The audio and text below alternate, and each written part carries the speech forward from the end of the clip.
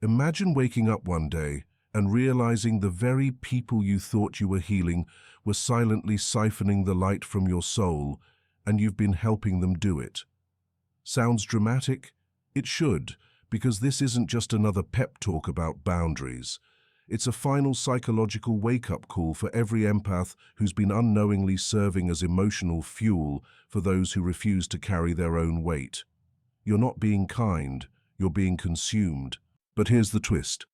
What if your greatest gift is also your most dangerous blind spot? Before you check out and say, well, I'm just a naturally giving person, ask yourself, why does your light attract more darkness than it should? Today, I'll take you into the shadow realm of human connection, where self-sacrifice isn't noble. It's a trap. And by the end of this, you'll either reclaim your power or keep wondering why your life feels like one long emotional hangover. Let's just hope you're not too late. Empaths often mistake emotional vampirism for genuine connection because their innate sensitivity creates a deep desire to understand and support others, even at the cost of their own well-being. They are wired to feel what others feel, to absorb emotional frequencies in the room without permission, and to intuit pain that hasn't yet been spoken. This profound attunement can feel like a superpower, but it also creates a dangerous blind spot. Empaths assume that everyone else experiences emotional energy the way they do. When someone begins to offload their burdens, the empath doesn't just listen. They feel compelled to absorb. They see this process as intimacy, as connection, as mutuality, when in truth, the exchange is one-sided and draining. The emotional vampire doesn't share for connection, they share to survive. They latch onto the empath's light, not to grow, but to feed. And the empath, unaware of the subtle dynamics, mistakes this dependency for love, loyalty, or even fate. This misinterpretation stems from early emotional conditioning, often rooted in childhood experiences where love was transactional. Many empaths were raised in environments where they had to be hyper-aware of others' emotional states to maintain harmony or avoid conflict. Over time, they internalized the belief that love means fixing, healing, or saving others. So, when they meet someone broken, chaotic, or wounded, their instinct is to pour themselves out. And when this person clings to them, showers them with praise, or expresses desperate need, the empath feels affirmed, needed, important, even loved. But this is the trap. Emotional vampires are masters at mirroring what the empath craves: vulnerability, depth, intensity. It's not real connection. It's energetic manipulation disguised as intimacy. In relationships, this dynamic grows more dangerous. The empath begins to anchor their identity in being the caretaker, the healer, the one who always understands. They overlook red flags, rationalize abuse, and diminish their own needs for the sake of the other's healing. They may even feel guilty for setting boundaries or stepping back, believing it's unkind or selfish. But boundaries are not rejection, they are protection. Still, the empath, driven by compassion, continues to overextend, draining their vitality, while the emotional vampire grows more entitled. The more the empath gives, the more the vampire takes. It becomes a cycle, one person constantly leaking energy, the other endlessly consuming it. This confusion between connection and consumption is further complicated by the empath's fear of abandonment. They may believe that if they stop giving, they'll no longer be loved or needed, but what they're clinging to isn't love. It's a parasitic bond. Emotional vampires thrive on the empath's fear of being alone, using it to maintain control.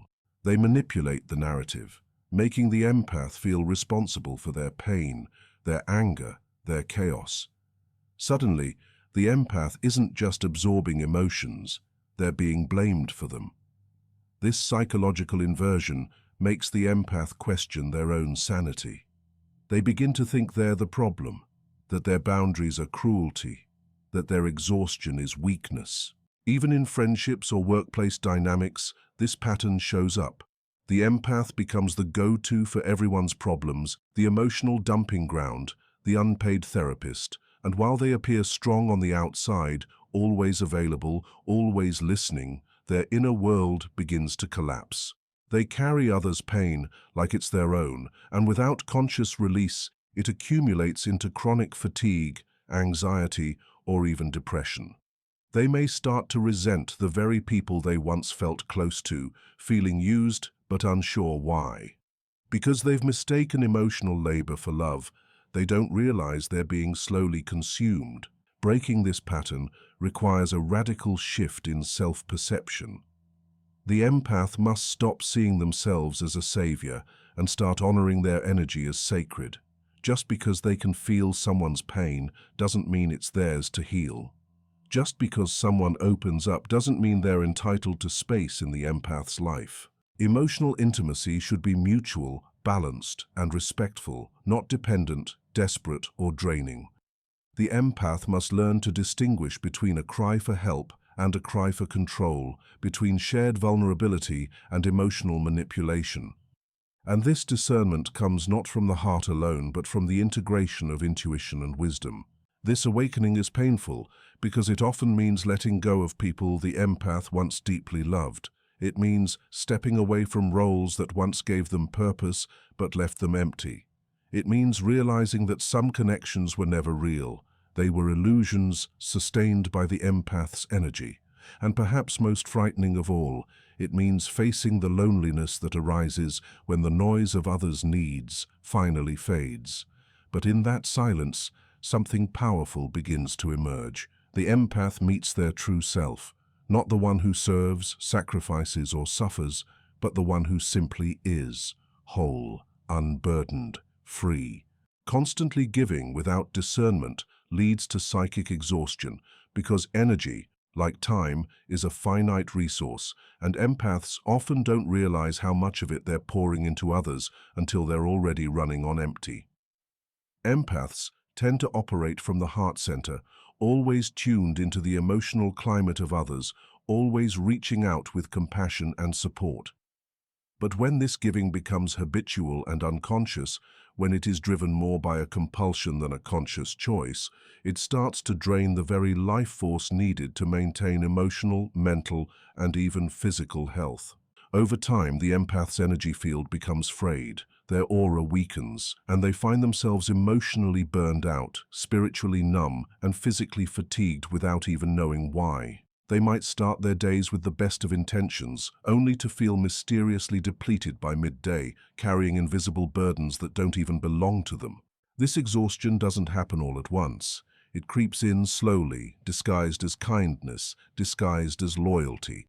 An empath listens to a friend's trauma late at night, consoles a co-worker who always seems to be in crisis, or carries the emotional weight of a partner who refuses to heal. And because the empath believes they are helping, they don't question the growing fatigue or inner heaviness.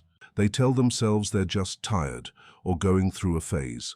But the truth is, their energetic boundaries are wide open, and every interaction becomes a transaction in which they give and give without pause or replenishment. Giving becomes a default mode of survival, a role they step into without realizing they're sacrificing their vitality in the process.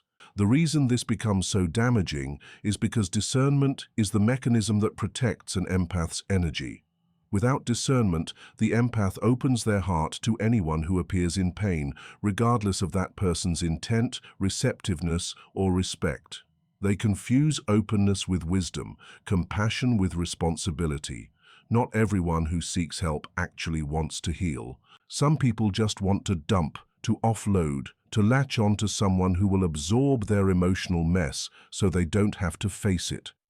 Without discernment, the empath becomes a sponge rather than a mirror, absorbing toxic energy instead of reflecting truth. This not only drains them, but also enables the dysfunction of others, allowing cycles of emotional dependency to flourish unchecked. Psychic exhaustion doesn't always look like what people expect. It can show up as anxiety, indecisiveness, emotional numbness, irritability, or even a sense of hopelessness.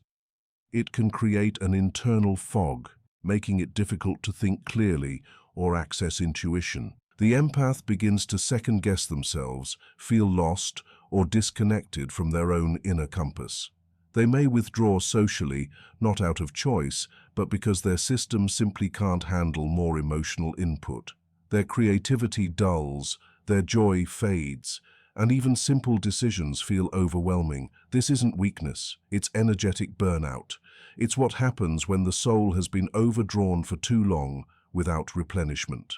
This cycle often persists because empaths are praised for their generosity. Society calls them selfless, strong, healing, but these compliments can be traps. They reinforce a harmful identity based on sacrifice, not sovereignty. And because many empaths derive their worth from being needed, they continue giving, even when it hurts. They fear that saying no, setting boundaries, or asking for space will make them appear selfish or uncaring. But self-neglect in the name of compassion is not virtue, it's self-abandonment. Without discernment, the empath loses the ability to recognize when help is deserved versus when it is demanded, when presence is healing versus when it is being exploited. The lack of discernment also stems from a deep unconscious pattern. Many empaths have learned to survive by being useful. They equate love with service, presence with obligation. As children, they may have felt safe only when meeting others' needs, and so they grew into adults who never learned how to say no without guilt. This emotional conditioning keeps them stuck in roles that feel familiar but are energetically catastrophic. They don't realize that being endlessly available is not the same as being truly loving. True love includes the wisdom to step back, the courage to say no, and the strength to protect one's own light. To break free from this destructive pattern, empaths must begin to practice conscious discernment, not from a place of fear or cold detachment, but from self-respect and inner clarity. They must learn to pause before saying yes, to ask themselves if the act of giving feels expansive or draining. They must observe patterns, who energizes them, who depletes them, who listens in return, and who simply consumes. They must be willing to disappoint others if it means staying aligned with themselves. Because ultimately, an empath who is chronically exhausted cannot be of service to anyone. Their light dims, their gifts shrink, and their presence becomes hollow. Discernment is not about becoming guarded or closed off. It's about filtering what enters the sacred space of your energy field. It's about recognizing that not all cries for help are cries for healing. It's about seeing that some people are addicted to chaos, and your light threatens that addiction. Most importantly, it's about reclaiming your right to thrive, not just survive. Because the world doesn't need more exhausted empaths. It needs whole, empowered ones who give from overflow, not obligation. Unconscious guilt keeps empaths trapped in toxic dynamics because it manipulates their deepest emotional instincts, empathy, compassion, and the desire to do good, into tools for self-sabotage. This guilt doesn't shout, it whispers. It doesn't look like guilt on the surface. It masquerades as responsibility, kindness, and love. Empaths often carry a silent burden, a hidden belief that if someone around them is suffering, it must be their job to fix it. If someone is angry, they wonder what they did wrong. If someone leaves, they blame themselves for not being enough. This emotional default response is not born from conscious reasoning, but from emotional conditioning, often rooted in early life, where love was conditional, where peace in the home depended on being emotionally attuned to others' moods, and where safety came through self-sacrifice. As children, many empaths internalize the idea that their emotions come second to everyone else's. They learn to shrink their needs to accommodate the louder, more chaotic energies around them. Parents, siblings, teachers, people who made them feel that love must be earned by fixing, calming, or pleasing. Over time, this subconscious programming grows into guilt. Not a guilt based on actual wrongdoing, but a distorted sense of moral responsibility. The empath believes they are at fault when relationships go wrong, when someone they love is unhappy, or when conflict arises. Even in situations where they are clearly being mistreated, manipulated, or emotionally abused, they struggle to walk away because deep down they feel it's their duty to stay, to help, to heal. This guilt becomes the chain that binds them to toxic dynamics. It keeps them saying yes when they want to say no, giving when they are empty, and staying when they should leave. The empath doesn't recognize the manipulation for what it is because their focus is always turned inward. What more can I do? How can I make them feel better? Maybe I'm just being too sensitive. These thoughts aren't logical conclusions. They are guilt's echo, distorting the empath's perception of reality and of themselves. They confuse being emotionally available with being emotionally enslaved. They confuse endurance with love. Toxic individuals often unconsciously sense this guilt and exploit it. They mirror the empath's generosity, make grand declarations of dependence, and frame the relationship as something sacred or fated. When challenged, they weaponize guilt by saying things like, "After all I've been through, you're just going to leave me?" Or, "I thought you were different. You're just like everyone else." These statements hit the empath's softest spot, the need to be good, to be kind, to be the exception. And so, they stay.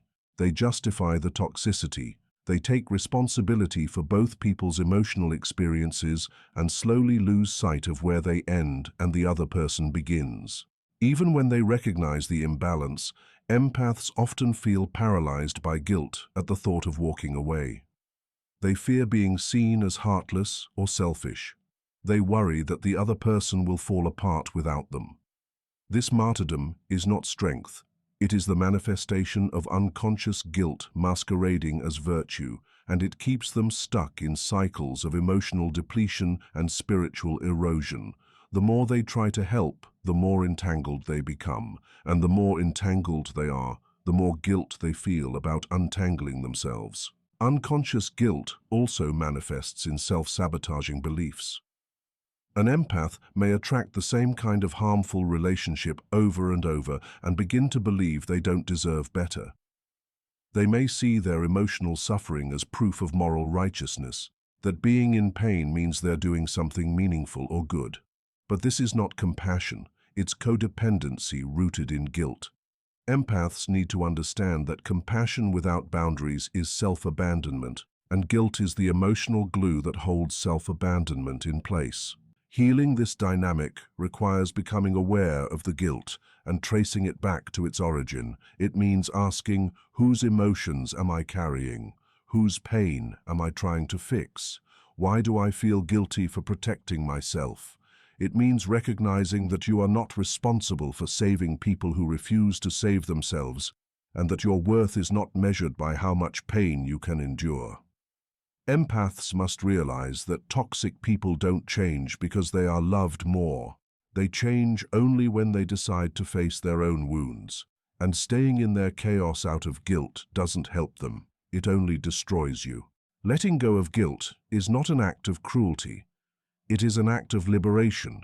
It allows the empath to reclaim their energy, their clarity, and their self-respect. It teaches them that they are allowed to choose peace over chaos, boundaries over approval, and self-love over self-sacrifice. It shows them that love is not about losing oneself for another. It's about rising into your full power and allowing others to do the same. When an empath begins to dismantle the unconscious guilt that once defined their relationships, they stop attracting emotional vampires and start magnetizing people who bring peace, mutual respect, and authentic connection. True individuation requires protecting your inner light, not offering it blindly, because the journey toward wholeness is not about becoming everything to everyone. It's about becoming fully and authentically yourself. Individuation, in its deepest form, is the sacred process of integrating all aspects of the self, the conscious and unconscious, the light and the shadow, into a complete and unique identity that serves as the foundation for a truly meaningful life. Yet for empaths and highly sensitive individuals, this process often becomes entangled in external validation. They confuse selflessness with self-realization, believing that shining their light everywhere, regardless of who receives it or how, is a noble path. But the unconscious drive to offer one's energy without discernment isn't enlightenment, it's leakage. It drains the very essence needed to become whole. It fragments rather than unifies. And individuation cannot occur when the soul is scattered across people, places, and problems that were never yours to hold. The inner light is your unique energy, your truth, your purpose, your intuitive knowing. It is sacred not because it is rare, but because it is yours and only yours. To protect it does not mean to hide it or withhold it out of fear. It means to honor it with boundaries, to choose consciously where it is placed, and to recognize when it is being misused.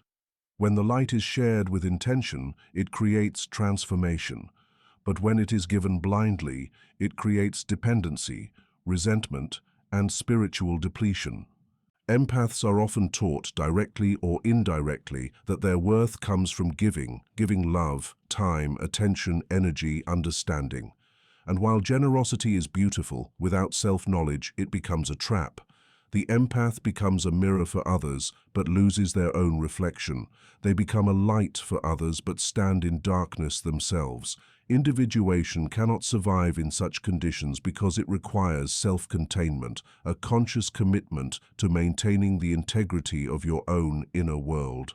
Protecting your inner light is not an act of selfishness. It is the foundation of spiritual maturity. The ego wants to be liked, needed, admired. It says, if I give enough, they'll love me. But the self, the higher integrated self, knows that real connection doesn't require sacrifice of essence. It knows that the right people will resonate with your light, not consume it. It knows that giving is meaningful only when it comes from a full cup. Blind giving is often rooted in fear. Fear of rejection, of being alone, of being seen as unkind. These fears keep empaths in a cycle of overextending, overperforming, and overloving, mistaking depletion for devotion. And as long as these fears govern your energy, individuation remains out of reach. Because individuation is not just a psychological evolution, it is an energetic one. It asks you to stop abandoning yourself in the name of connection. In a world that constantly demands your attention, energy, and emotional labor, choosing to protect your inner light becomes an act of radical defiance. It requires discernment, asking who deserves access to your light, who nurtures it, who drains it, who reflects it back to you with reverence. It demands solitude, reflection, and the courage to detach from people and environments that thrive on your emotional availability but offer nothing in return. It calls you to sit with the discomfort of not being understood, not being praised, not being needed, so that you can finally begin to understand, praise, and need yourself. This is the essence of individuation, becoming rooted in your own being, regardless of the noise outside of you. One of the greatest illusions empaths face is that their light can heal anyone. But healing is a personal choice, not something that can be imposed through kindness or proximity. When you offer your light to those who are not ready, not receptive, or not respectful, it does not illuminate, it blinds. It creates power imbalances where you feel responsible for someone else's growth, and they feel entitled to your energy. This is not healing, it is enmeshment. It reinforces the idea that your value lies in what you give, not in who you are. Individuation asks you to unravel that belief, to see your light not as a resource to be extracted, but as a force to be cultivated, cherished, and directed with purpose. As you begin to protect your light, something shifts. The relationships that once relied on your unfiltered giving begin to fall away. The roles that once defined you, caretaker, fixer, emotional anchor, no longer fit. You may feel lost, untethered, even guilty.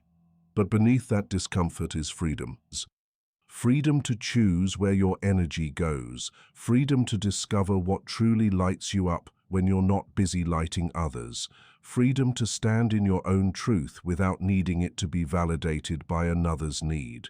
This freedom is not easy. but it is necessary, because individuation is not about becoming palatable or perfect, it is about becoming real.